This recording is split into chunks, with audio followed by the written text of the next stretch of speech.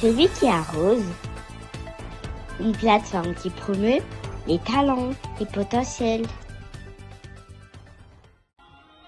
Très chers bien-aimés, shalom, shalom, shalom. Que Jésus-Christ vous bénisse. Bonne année, bonne année, bonne année à vous tous. Que le Seigneur vous arrose en cette année 2026. Nous disons merci à Dieu après avoir parcouru l'année 2025. Nous disons merci à Dieu qui a permis que nous puissions encore se retrouver en cette année. Nous sommes dans notre plateforme, celui qui arrose. Oui, une plateforme qui ne promet que les talents, qui valorise les talents, les grâces que le Seigneur a déposées dans la vie de ses serviteurs. Que Dieu soit béni. On va devoir prier avant de partager un sujet que Dieu nous a mis à cœur. Prions. Seigneur Dieu les grâces, merci pour ce moment merveilleux. Merci pour cette année nouvelle. Bénis tout ton peuple qui vont nous suivre. Au nom de Jésus, Amen. Voilà, que Dieu vous bénisse.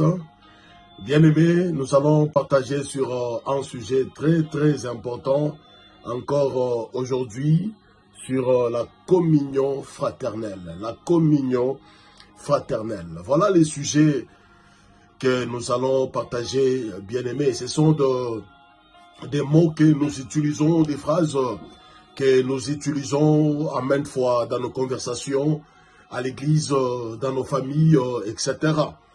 Bien-aimés, quand nous parlons de la communion fraternelle, c'est une profonde unité, une unité de pensée, une unité de sentiments, c'est une unité d'intention, etc. Voilà pourquoi nous parlons de la communion fraternelle. C'est ça, même la vie de l'Église.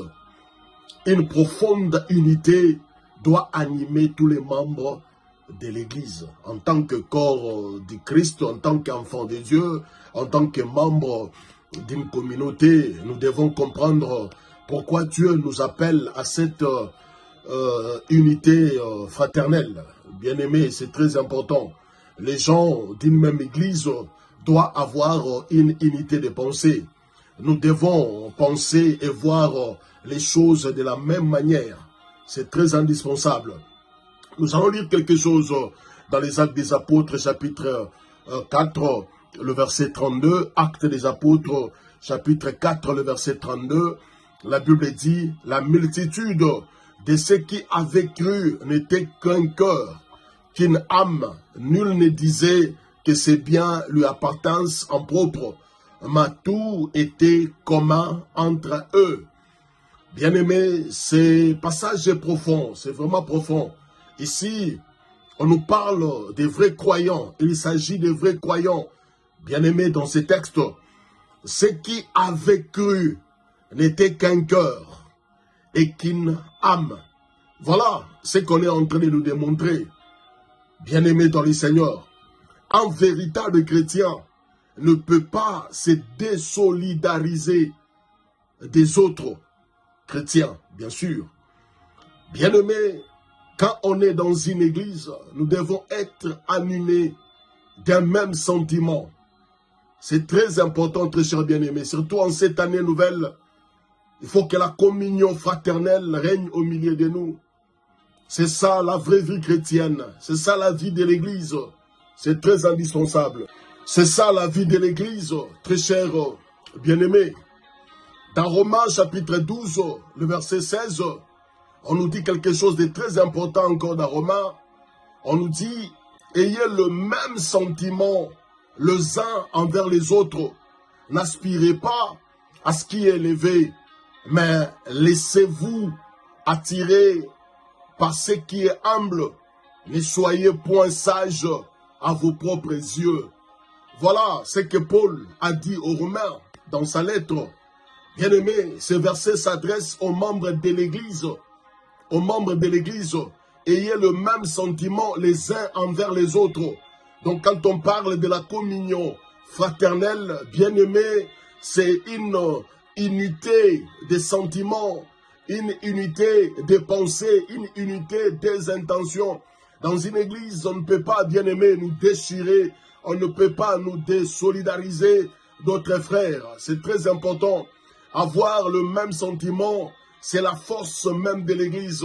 Et c'est ce que le Seigneur veut retrouver dans nos églises. C'est ce que Dieu veut retrouver dans nos communautés, bien-aimés. Dieu désire que nous vivions dans l'unité. Dieu désire que nous vivions dans l'harmonie. Très chers bien-aimés, la communion fraternelle a du sens si l'unité est dans l'église. C'est alors qu'on peut parler, bien-aimés, de cette unité fraternelle. Très chers bien-aimés, sans communion fraternelle, il n'y a pas d'église. Sans communion fraternelle, il n'y a pas d'église. Si l'on est membre d'une communauté, si l'on est membre d'une église, nous devons tous avoir les mêmes sentiments. Nous devons tous regarder à la même direction. C'est très important, bien-aimés. C'est alors que nos églises vont devenir fortes. C'est très important. Vous savez, Jésus a prié pour son église. Et dans sa prière, il a demandé qu'il y ait unité. Là, nous allons les retrouver dans Jean chapitre 17, le verset 20 à 23. Il a demandé qu'il y ait l'unité dans son église. Voilà, bien-aimés dans le Seigneur, Jésus a prié pour qu'il y ait unité dans l'église. Et l'unité dans l'église témoigne que Jésus vient réellement de Dieu. Il souhaite qu'il y ait unité. Il a pris du temps à prier. Il a présenté l'église à son Père. Et dans cette prière, ce qui était vraiment, bien-aimé, captivant, c'était la demande, c'était sa prière qui est unité. Bien-aimé, Jésus a prié pour que l'unité soit dans son église. En tant que membre de l'église, bien-aimé dans le Seigneur, nous devons être unis. Nous devons avoir les mêmes sentiments. On ne doit pas se désolidariser des autres frères. Nous devons rester ensemble. C'est ça, bien-aimé, la force de l'église. Rien n'a plus de valeur pour Dieu que son église. Le Seigneur aime son église, bien-aimé. Jésus a payé un grand prix pour l'église. L'église doit, bien-aimé, l'église doit se donner au Seigneur. Nous devons, bien-aimé, prôner cette unité, protéger l'unité entre les frères. C'est très important. Parce qu'en tant qu'enfants de Dieu, nous avons la responsabilité de protéger l'église de Dieu. En tant que membre de l'église, bien-aimé, protège ton église. Ne déchire pas l'église. Ne sois pas indifférent, bien-aimé dans le Seigneur. Parce que ce qui est demandé, ce que le Seigneur veut, c'est qu'il y ait unité dans son église. Vous savez, Paul, dans sa lettre, dans le livre d'Éphésiens, chapitre 4, le verset 3, Éphésiens 4, 3, il a dit quelque chose de très important, bien-aimé. Il dit, vous efforçons de conserver l'unité de l'esprit par le lien de la paix. Bien-aimé, la Bible nous recommande de s'efforcer,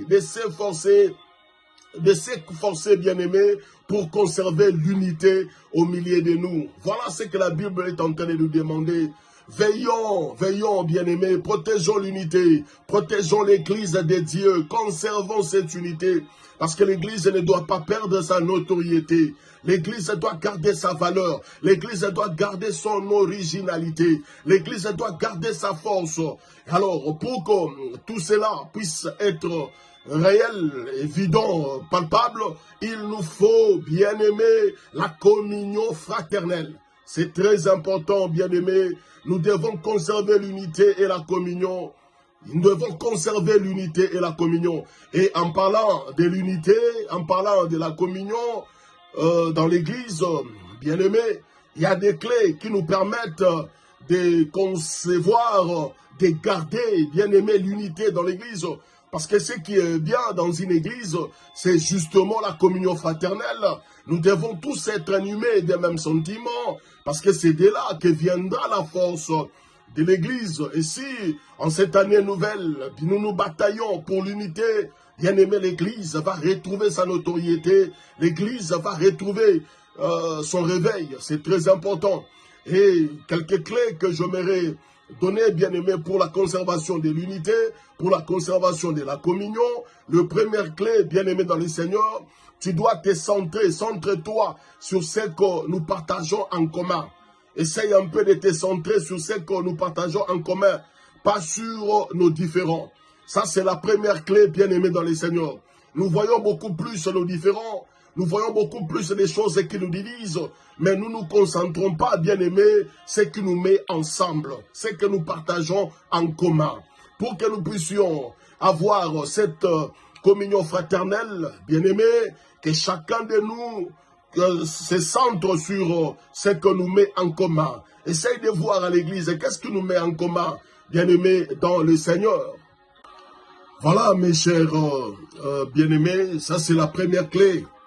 Centre-toi sur ce que nous partageons en commun, pas sur nos différends. Tout ça, c'est pour que nous puissions conserver l'unité et la communion dans nos églises. C'est très important. Vous savez, en tant que croyants, la Bible nous dit que nous avons un seul Seigneur, un seul corps, un seul objectif, un seul Père, un seul Saint-Esprit, une seule foi, un seul baptême et un seul amour. Voilà ce que nous avons en commun, très chers bien-aimés. En tant que croyants, nous devons, bien-aimés, nous centrer sur ce qu'on a en commun. C'est très important. Nous devrions nous concentrer sur ces choses pour donner l'accès à la communion fraternelle.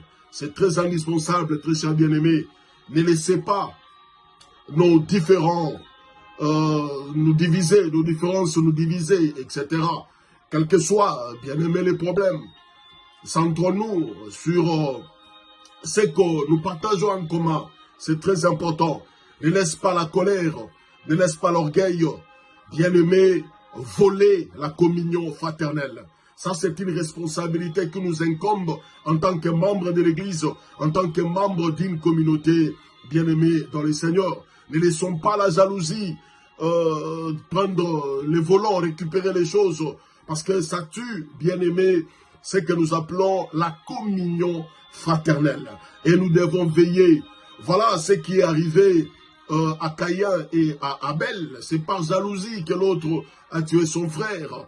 Et ce sont des choses qui ne doivent pas se retrouver, bien aimés, à l'Église. L'Église doit garder sa notoriété, l'Église doit garder sa force, et tout ça, bien. Voilà, mes chers bien-aimés, centrons-nous sur ce que nous avons en commun. On va se limiter par la première clé, et prochainement, on parlera de la deuxième clé, ainsi de suite. Pour atterrir, j'aimerais, bien-aimés, dans les Seigneurs, nous exhorter de conserver cette communion fraternelle. C'est très important. La force de l'Église, justement, vient de cette communion. En tant qu'enfants de Dieu, gardons-nous unis.